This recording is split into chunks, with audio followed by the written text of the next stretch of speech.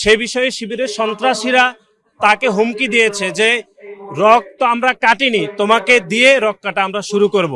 এবং বাংলাদেশের শিক্ষার্থীরা এখন শিবিরের বিপক্ষে কথা বলতে ভীত সন্ত্রস্ত হচ্ছে যে কখন না জানি শিবিরের সন্ত্রাসীরা শিক্ষার্থীদের রক কেটে দেয়। আমরা যেটি মনে করছি সেটি হচ্ছে 52 যে ভাষা আন্দোলন শহীদ দিবস, যেটি পরবর্তী সময়ে আন্তর্জাতিক মাতৃভাষা দিবস, আমরা মনে করছি যে মুক্ত চিন্তার যে আবহ, যে যে ধারণাকে প্রতিষ্ঠিত করার জন্য শহীদরা আত্মত্যাগ করেছেন 1952 সালে, সেটি এখনো কিন্তু এই ধারা বহমান রয়েছে। আমরা দেখেছি আজকেও সিলেটের এমসি কলেজে আপনারা দেখেছেন যে একটি স্বাধীন মতামত প্রকাশ করার জন্য একজন শিক্ষার্থীকে হামলার শিকার হতে হয়েছে। এটি 1952 সালের যারা শহীদ হয়েছেন তার পূর্বে আমরা দেখেছি 52 সালে তারা মাতৃভাষা প্রকাশ করার জন্য, মাতৃভাষা নিজের ভাষায় কথা বলার জন্য তারা তাদের নিজের অভিব্যক্তি প্রকাশ করেছে। কিন্তু তখনকার সময়েও আমরা দেখেছি যে একটি পক্ষ তাদের এই মতামতকে বাধাগ্রস্ত করেছে।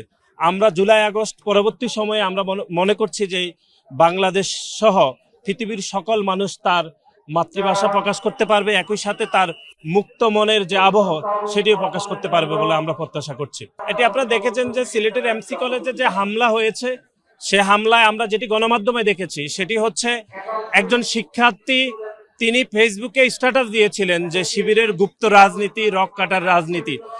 সে বিষয়ে শিবিরের সন্ত্রাসীরা তাকে হুমকি দিয়েছে যে রক্ত আমরা কাটিনি, তোমাকে দিয়ে রক কাটা আমরা শুরু করব। এবং পরক্ষণে তার বক্তব্যকে পরিবর্তন করার জন্য সেখানে শিবিরের সন্ত্রাসীরা বিভিন্ন গণমাধ্যমের কর্মীদেরকে হুমকি দিয়েছে।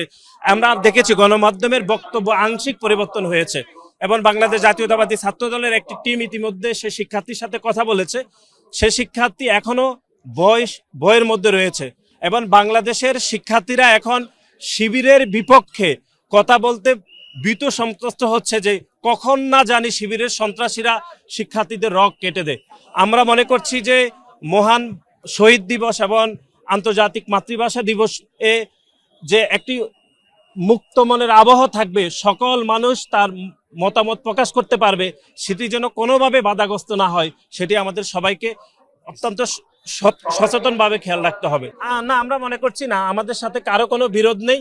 আমরা শুধুমাত্র সাধারণ শিক্ষার্থীদের অধিকারের জন্য কাজ করছি, বরং বাংলাদেশের বিভিন্ন ছাত্র সংগঠনগুলো বাংলাদেশ জাতীয়তাবাদী ছাত্র দলের একটি ইতিবাচক রাজনীতিকে বিতর্কিত করার জন্য সাধারণ শিক্ষার্থীদের নিকট বাংলাদেশ জাতীয়তাবাদী ছাত্র দলের প্রশ্নবিদ্ধ করার জন্য তারা এরকম হীন প্রচেষ্টা করছে। আমরা এগুলোকে তীব্রভাবে প্রত্যাখ্যান করছি। আমরা শুধুমাত্র সাধারণ শিক্ষার্থীদের অধিকার আদায়ের জন্য আমরা কাজ করছি।